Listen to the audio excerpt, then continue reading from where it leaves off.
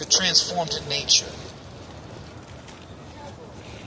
There's a spiritual nature that Christ wants to minister into your life that will produce blessings.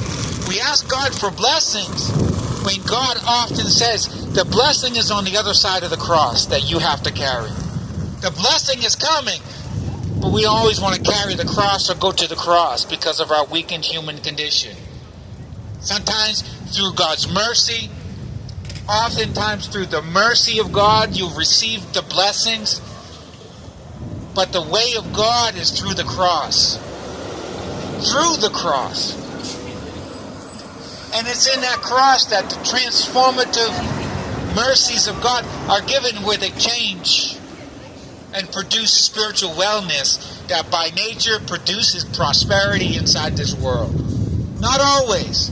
I don't preach a prosperity gospel. I preach that if you give your heart to Jesus and you allow Him to change your spirit and soul, then Jesus will minister essential spiritual fundamentals that can lead you into a mindset that will enable you to achieve prosperity and greatness. And that will break generational curses, and that will break yokes of bondage on you and on your family, and that will change your destinies.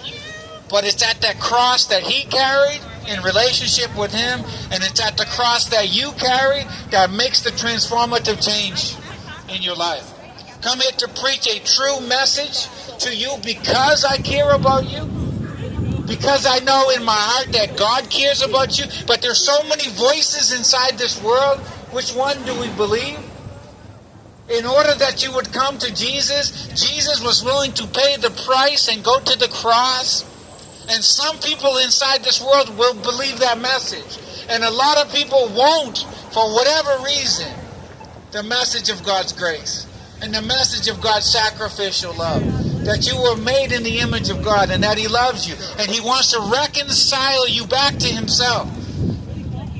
To back into relationship with Him. Back into union with the Lord. Back into communion with Him through Jesus Christ. That salvation can't come of your own self. But your salvation comes through your faith in the death, burial, and resurrection of Jesus Christ. The Apostle Paul said in 1 Corinthians chapter 15, verse 3 and 4, "For I delivered unto you first of all that which I also received, how that Christ died for our sins according to the Scriptures, and that He was buried, and that He rose again on the third day according to the Scriptures,